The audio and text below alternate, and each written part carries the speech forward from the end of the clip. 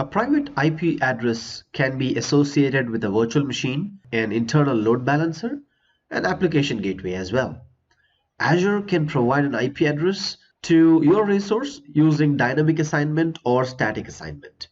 Dynamic assignment is when Azure automatically assigns the next available unassigned or unreserved IP address in the subnet's address range.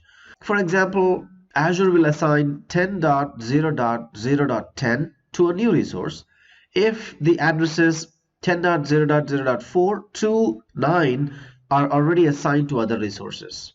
Dynamic allocation is the default method of allocation.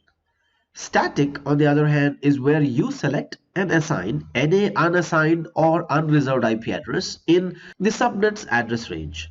For example, if the subnet's address range is 10.0.0.0/16 and addresses 10.0.0.4 to 10.0.0.9 are already assigned to other resources, you can assign any address between 10.0.0.10 to 10.0.255.254.